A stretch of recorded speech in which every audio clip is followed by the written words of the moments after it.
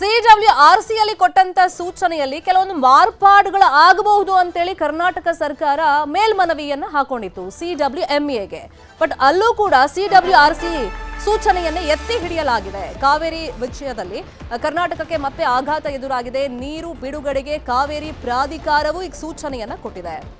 ಕಾವೇರಿ ವಿಷಯವಾಗಿ ರಾಜ್ಯ ಸರ್ಕಾರ ಇಕ್ಕಟ್ಟಿಗೆ ಸಿಲುಕಿದೆ.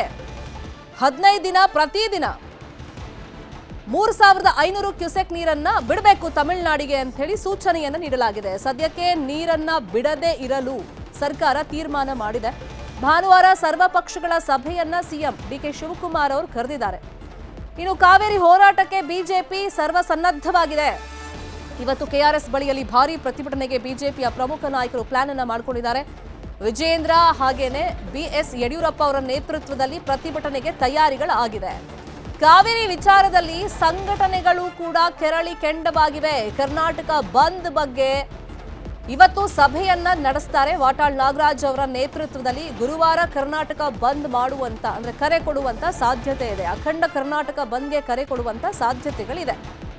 ಕಾವೇರಿ ವಿಚಾರದಲ್ಲಿ ಕರ್ನಾಟಕ ಸರ್ಕಾರ ಲೀಗಲಿ ಮುಂದೆ ಯಾವ ತರ ಫೈಟ್ ಮಾಡಬೇಕು ಅಂತ ಹೇಳಿ ಸರ್ವಪಕ್ಷ ಸಭೆಯನ್ನ ಭಾನುವಾರ ಕರೆದಿದೆ. ಮತ್ತೊಂದು ಮಹತ್ವದ ಬೆಳವಣಿಗೆಯಲ್ಲಿ ಈ ಕರ್ನಾಟಕ ಮತ್ತೆ ತಮಿಳುನಾಡಿಗೆ ನೀರಾವರಿ ವಿವಾದ ಏನಿದೆ ಅದನ್ನ ಕೂತು ಮಾತನಾಡೋದಕ್ಕೆ ತಮಿಳುನಾಡು ಸಿಎಂ ವಿಜಯ್ ಸೋಮವಾರ ಬೆಂಗಳೂರಿಗೆ ಬರ್ತಾ ಇದ್ದಾರೆ.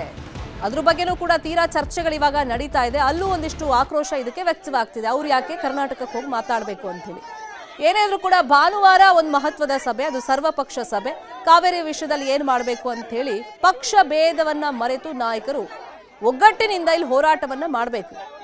ಇನ್ನೊಂದು ಕಡೆ ಸೋಮವಾರ ಅಂದ್ರೆ ಸದ್ಯಕ್ಕೆ ಡ್ಯಾಮ್ನಲ್ಲಿ ನೀರಿನ ಮಟ್ಟ ಏನಿದೆ, ಈ ಸತಿ ಮಳೆ ವಾಡಿಕೆಯಂತೆ ಬಂದಿಲ್ಲ. ಹಾಗಾಗಿ ಬರದ ಪರಿಸ್ಥಿತಿಯನ್ನ ಕರ್ನಾಟಕ ಎದುರಿಸ್ತಿರುವಾಗ ಈಗ ನೀರು ಬಿಡಕ್ ಹೆಂಗ್ ಸಾಧ್ಯ? ಹಾಗಾಗಿ ವೈಮಾನಿಕವಾಗಿ ಆ ಪರಿಸ್ಥಿತಿಯನ್ನ ವಿಜಯ್ ಅವರಿಗೆ ತೋರ್ಸಕ್ಕೂ ಕೂಡ ಸರ್ಕಾರ ತಯಾರಿಗಳನ್ನ ಮಾಡ್ಕೊಂಡಿದೆ. ಭದ್ರತೆಗಾಗಿ 2 SPs ಇದ್ದಾರೆ, ಒಂದು ಅಡಿಷನಲ್ SP ಇದ್ದಾರೆ. DSPs 9 ಜನ ಮತ್ತು ಸರ್ಕಲ್ ಇನ್ಸ್ಪೆಕ್ಟರ್ ಆರ್ ಇನ್ಸ್ಪೆಕ್ಟರ್ಸ್ 28 ಜನ ಇದ್ದಾರೆ.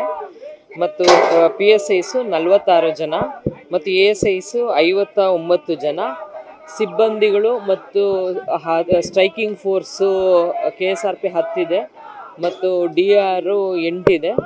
ಒಟ್ಟಾರೆಯಾಗಿ ಸಿಬ್ಬಂದಿಗಳು 1,500 ಜನ, ಸುಮಾರು 1,500 ಜನ ಸಿಬ್ಬಂದಿಗಳಿದ್ದಾರೆ.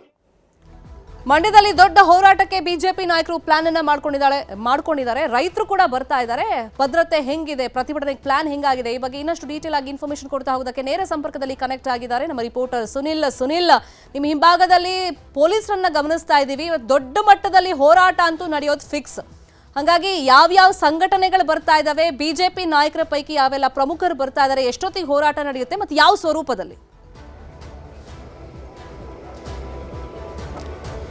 ಹೌದು ಶರ್ಮಿತಾ, ಕಾವೇರಿ ನೀರು ಅಂತ ಬಂದಾಗ ಇದು ದೊಡ್ಡ ಮಟ್ಟದ ಒಂದು ಹೋರಾಟ ರಾಜ್ಯದಲ್ಲಿ ಪದೇ ಪದೇ ಆಗ್ತಾ ಇರುವಂಥದ್ದು. ಅಂದರೆ ಈ ಹಿಂದೆ ನಾವು ನೋಡ್ದಂಗೆ ಕಾವೇರಿ ಹೋರಾಟ ಅಂತಂದರೆ ರಾಷ್ಟ್ರ ಮಟ್ಟದಲ್ಲಿ ದೊಡ್ಡ ಸದ್ದನ್ನು ಮಾಡುತ್ತೆ. ಹಾಗೆ ಈ ಬಾರಿಯೂ ಕೂಡ ಅಂದರೆ ಡ್ಯಾಮ್ನಲ್ಲಿ ನೀರಿಲ್ಲ, ಇಂಥ ಸಂದರ್ಭದಲ್ಲಿ ತಮಿಳುನಾಡಿಗೆ ನೀರನ್ನು ಬಿಡಬೇಕು ಅನ್ನುವಂಥ ಆದೇಶ ಏನು ಬಂದಿದೆ, ಈ ಆದೇಶದ ವಿರುದ್ಧ ಸಾಕಷ್ಟು ಆಕ್ರೋಶಗಳು ವ್ಯಕ್ತವಾಗ್ತಾ ಇತ್ತು. ಇದರ ಜೊತೆಗೆ ಈಗ BJP ಕೂಡ ಇಂದು ದೊಡ್ಡ ಮಟ್ಟದ ಬೃಹತ್ ಹೋರಾಟವನ್ನು KRSನಲ್ಲಿ ಹಮ್ಮಿಕೊಂಡಿರುವಂಥದ್ದು. ಅಂದರೆ ಇವತ್ತು KRS ಅನ್ನು ಮುತ್ತಿಗೆ ಹಾಕ್ತೇವೆ ಅನ್ನುವಂಥ ಮಾಹಿತಿಯನ್ನು BJPಗರು ಕೊಟ್ಟಿರುವಂಥದ್ದು. ಈ ನಿಟ್ಟಿನಲ್ಲೇ ಮಂಡ್ಯ ಪೊಲೀಸರು ಅಲರ್ಟ್ ಆಗಿದ್ದಾರೆ. ಶರ್ಮಿತಾ, ಒಂದಷ್ಟು ದೃಶ್ಯಗಳನ್ನ ತೋರಿಸ್ತೀನಿ. ಸಾಕಷ್ಟು ಪೊಲೀಸರು ಇವತ್ತು KRSನಲ್ಲಿ ಜಮಾಯಿಸಿರುವಂಥದ್ದು ನೀವು ದೃಶ್ಯದಲ್ಲಿ ಗಮನಿಸ್ಬೋದು. 1500ಕ್ಕೂ ಹೆಚ್ಚು ಪೊಲೀಸರನ್ನ KRSನಲ್ಲಿ ನಿಯೋಜನೆ ಮಾಡಿರ್ತಕ್ಕಂಥದ್ದು. ಅಂದರೆ ಇವತ್ತು BJPಗರು ಪ್ರಮುಖ ನಾಯಕರು ಅಂದರೆ ಯಡಿಯೂರಪ್ಪ ಜೊತೆಗೆ ವಿಜಯೇಂದ್ರ ಹಾಗೆ ಆರ್ ಅಶೋಕ್ ಸೇರಿದಂತೆ BJPಯ ಪ್ರಮುಖ ನಾಯಕರುಗಳು ಯಾರ್ಯಾರಿದ್ದಾರೆ ಅವರೆಲ್ಲರೂ ಕೂಡ ಇವತ್ತು KRSಗೆ ಆಗಮಿಸ್ತಾ ಇರ್ತಕ್ಕಂಥದ್ದು. ಯಾಕಂದರೆ ಜೀವನದಿ ಅಂದರೆ ಕುಡಿಯೋದಕ್ಕೆ ನೀರು ಸಾಕಷ್ಟು ಇಂಪಾರ್ಟೆಂಟ್ ಆಗುತ್ತೆ. ಹೀಗಾಗಿ ಇಲ್ಲಿನ ನೀರನ್ನು ಬಿಟ್ಟರೆ ತೊಂದರೆ ಆಗುತ್ತೆ ಅನ್ನುವಂಥ ನಿಟ್ಟಿನಲ್ಲಿ BJPಗರು ಹೋರಾಟಕ್ಕೆ ಧುಮುಕ್ತಾ ಇರ್ತಕ್ಕಂಥದ್ದು. ಹಾಗೆ ಇಲ್ಲಿ ಒಂದು ಭದ್ರತಾ ಲೋಪ ಏನಾದರೂ ಆಯಿತು ಅಂದರೆ ರಾಷ್ಟ್ರ ಮಟ್ಟದಲ್ಲಿ ಸದ್ದು ಮಾಡುತ್ತೆ ಅನ್ನುವಂಥ ನಿಟ್ಟಿನಲ್ಲಿ ಮಂಡ್ಯ ಪೊಲೀಸರು ಅಲರ್ಟ್ ಆಗಿದ್ದಾರೆ. ಈ ನಿಟ್ಟಿನಲ್ಲೇ 1500ಕ್ಕೂ ಹೆಚ್ಚು ಪೊಲೀಸರನ್ನ KRSನಲ್ಲಿ ನಿಯೋಜನೆ ಮಾಡಿರ್ತಕ್ಕಂಥದ್ದು.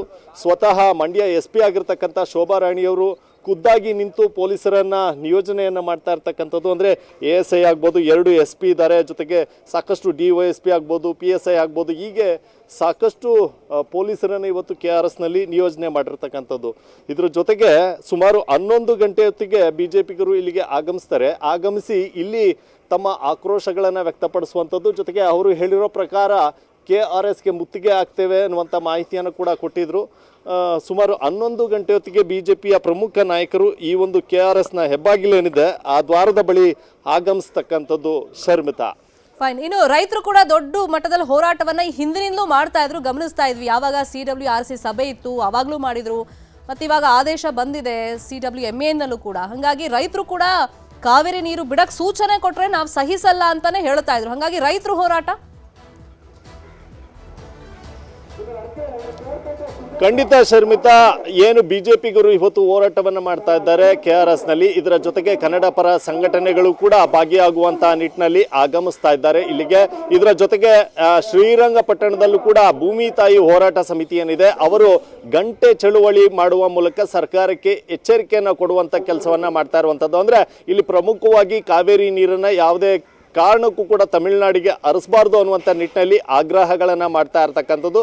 ಇನ್ನು ಮತ್ತೊಂದು ಕಡೆ ರಾಜ್ಯ ಸರ್ಕಾರ ಕೂಡ ಭಾನುವಾರದ ಏನು ಸರ್ವಪಕ್ಷ ಸಭೆ ಇದೆ, ಈ ಸರ್ವ ಪಕ್ಷದ ಸಭೆಯವರೆಗೂ ಕೂಡ ನೀರನ್ನು ಅಂದರೆ ತಮಿಳುನಾಡಿಗೆ ಹರಿಸಬಾರ್ದು ಅನ್ನುವಂಥ ನಿರ್ಧಾರಕ್ಕೆ ಬಂದಿರತಕ್ಕಂಥದ್ದು. ಇನ್ನು ಭಾನುವಾರದ ಸರ್ವ ಪಕ್ಷ ಸಭೆ ಬಳಿಕ ಯಾವ ನಿರ್ಧಾರ ತೆಗೆದುಕೊಳ್ಳುತ್ತೆ ಸರ್ಕಾರ ಅಂತಕ್ಕಂಥದ್ದು ಕಾದು ನೋಡಬೇಕಾಗುತ್ತೆ. ಆದರೆ ಅಲ್ಲಿವರೆಗೂ ಕೂಡ ಇಲ್ಲಿ ಮಂಡ್ಯ ಜಿಲ್ಲೆಯಲ್ಲಿ ಸಾಕಷ್ಟು ಸರ್ಕಾರದ ಮೇಲೆ ಒತ್ತಡವನ್ನು ಹೇರುವಂಥ ಕೆಲಸ, ಅಂದರೆ ಹೋರಾಟವನ್ನು ಮಾಡುವ ಮೂಲಕ ಒತ್ತಡವನ್ನು ಹೇರುವಂಥ ಕೆಲಸವನ್ನು ಹೋರಾಟಗಾರರು ಮಾಡ್ತಾ ಇರುವಂಥದ್ದು. ಅದೇ ನಿಟ್ಟಿನಲ್ಲಿ ಇವತ್ತು ಕೂಡ ಸಾಕಷ್ಟು ಆಕ್ರೋಶಗಳು ವ್ಯಕ್ತವಾಗುತ್ತೆ. ಒಂದು ಕಡೆ ಬಿಜೆಪಿಯವರು ಪ್ರತಿಭಟನೆ ನಡೆಸಿದ್ರೆ, ಮತ್ತೊಂದು ಕಡೆ ರೈತ ಸಂಘಟನೆಗಳು ಹೋರಾಟವನ್ನ ಮಾಡ್ತಾ ಇರುವಂತದ್ದು. ಇನ್ನು ಮತ್ತೊಂದು ಕಡೆ ಕನ್ನಡ ಪರ ಸಂಘಟನೆಗಳು ಕೂಡ ರೈತರ ಹೋರಾಟಕ್ಕೆ ಬೆಂಬಲವನ್ನ ಕೊಡುವಂತದ್ದು. ಶರ್ಮಿತಾ, ನೋಡೋಣ 11 ಗಂಟೆ ನಂತರ KRS ಭಾಗದಲ್ಲಿ ಯಾವ ತರ ಚಿತ್ರಣ ಇರುತ್ತೆ ಅಂತ ಹೇಳಿ ಫಾಲೋ ಅಪ್ ಮಾಡೋಣ. ಥ್ಯಾಂಕ್ ಯು ಸುನಿಲ್, ಈ ಕ್ಷಣದ ಮಾಹಿತಿಯನ್ನು ಕೊಟ್ಟಿದ್ದಕ್ಕೆ. ಒಂದ್ ಕಡೆ ಬೆಂಗಳೂರಲ್ಲೂ ಕೂಡ ಇವತ್ತು ಕನ್ನಡ ಪರ ಸಂಘಟನೆಯವರು ಸಭೆಯನ್ನ ಕರೆದಿದ್ದಾರೆ, ಹೋರಾಟವನ್ನ ಮಾಡ್ತಾ ಇದ್ದಾರೆ. ಬಹುತೇಕ ಗುರುವಾರ ಅಖಂಡ ಕರ್ನಾಟಕ ಬಂದ್ಗೆ ಕರೆ ನೀಡುವಂತ ಸಾಧ್ಯತೆ ಇದೆ ಕಾವೇರಿ ವಿಷಯವಾಗಿ.